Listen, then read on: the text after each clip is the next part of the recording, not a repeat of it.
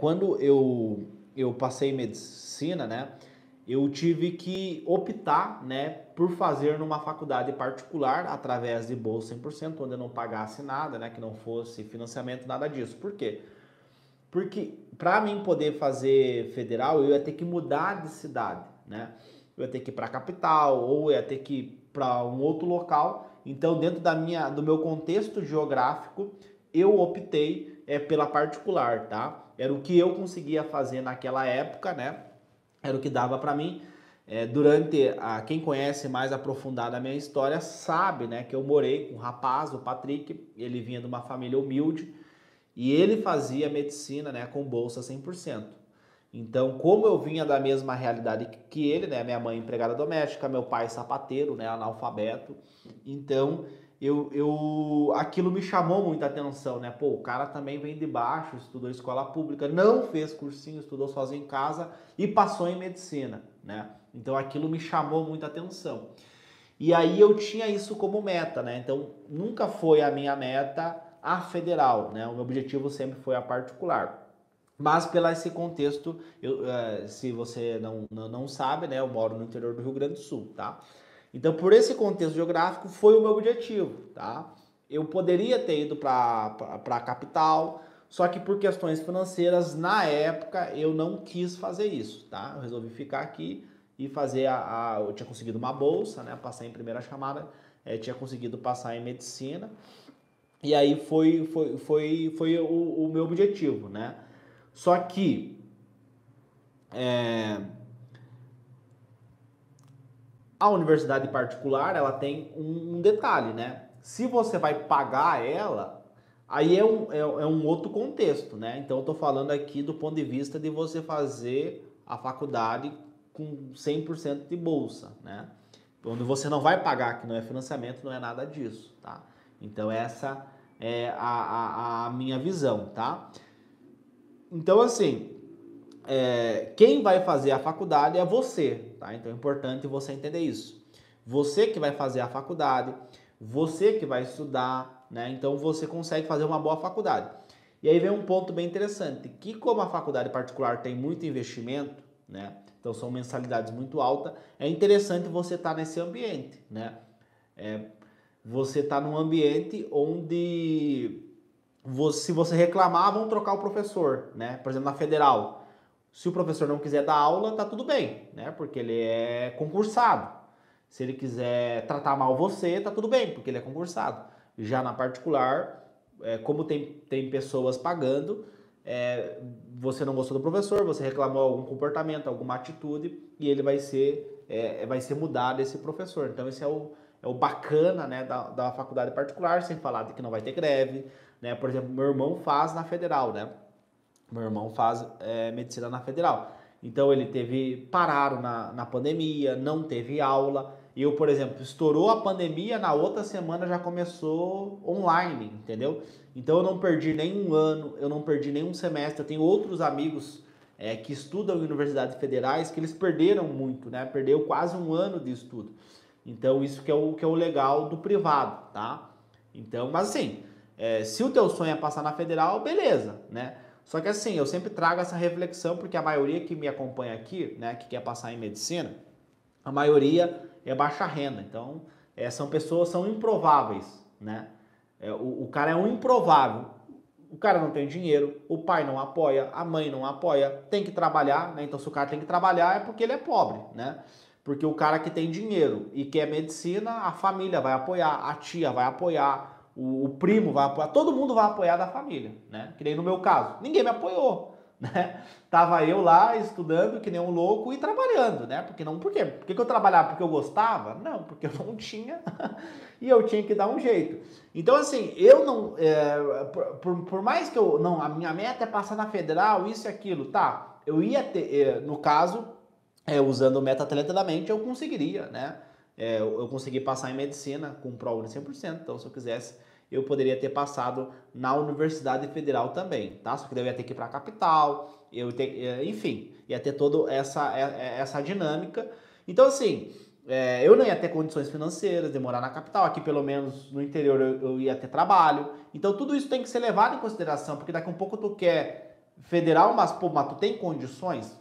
Né? Será que não é mais interessante você tentar uma bolsa na particular, através do ProUni, enfim, né? Então, toda essa reflexão deve ser feita quando a gente traz, né, esse elemento da Universidade Federal para nós refletir sobre isso, né?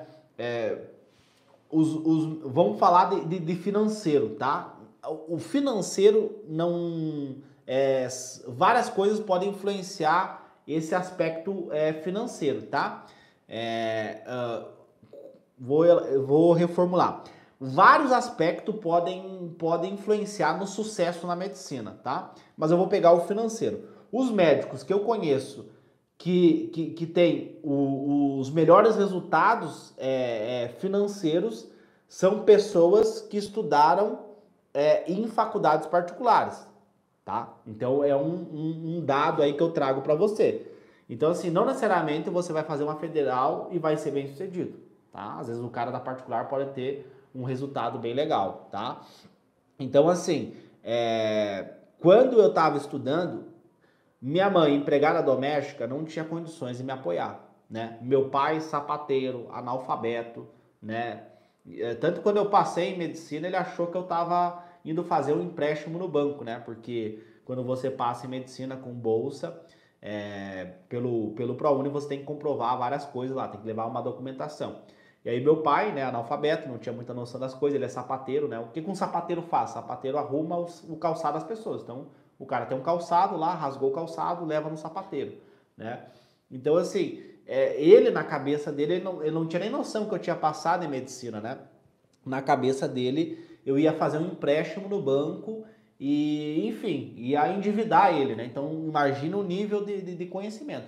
Então, assim, eu não tinha estrutura na época, né? Hoje já é outro contexto, mas naquela época, né? Eu não tinha essa estrutura, eu não conseguia, né? Embora hoje eu continue trabalhando, né? Eu trabalho desde os meus 10 anos, e se você não trabalha e nasceu em família pobre, eu recomendo você urgentemente arrumar um emprego, arrumar um trabalho, porque do céu só cai água, né?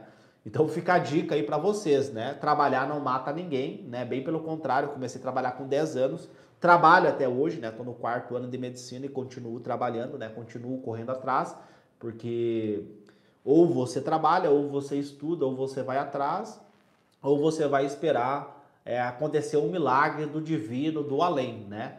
E eu posso garantir para vocês que não existe esse milagre do além, do divino, não vai acontecer, tá bom? Então, assim, essa questão da particular, da federal, né, gera muita polêmica, gera muita, né? O pessoal fala que a particular é pior, que a federal é melhor, né? Ou algumas pessoas falam que a particular é melhor, que a federal é pior, né? Por N fatores, mas eu sempre trago essa reflexão, né? Então, assim, para resumir, você tem que analisar a questão geográfica, a questão financeira, porque daqui a um pouco você vai ter que mudar de cidade, mudar de estado, e o terceiro ponto, a questão cognitiva, né? Pô, será que eu vou conseguir? Porque às vezes a gente analisa muito esses processos seletivos, né? E esses processos seletivos, Enem, SISU, ProUni, né, o vestibular da federal, o vestibular da particular, eles são processos seletivos muito injustos. Como assim muito injusto? Porque quem tem dinheiro passa, né? O cara que tem dinheiro, ele vai ter mais tempo para estudar, mais tempo. Então, por isso que a maioria que passa em medicina é quem tem dinheiro, né? O pobre é só tu pegar o perfil de quem faz medicina, né? Então, assim, você tem que analisar também essa questão cognitiva. Será que eu vou conseguir também? Pô, daqui a pouco eu quero federal, mas será que eu vou conseguir? Né? Então, tudo isso deve ser analisado, né? Porque você vai precisar de tempo para estudar, né? Então, são vários fatores que você vai ter que analisar.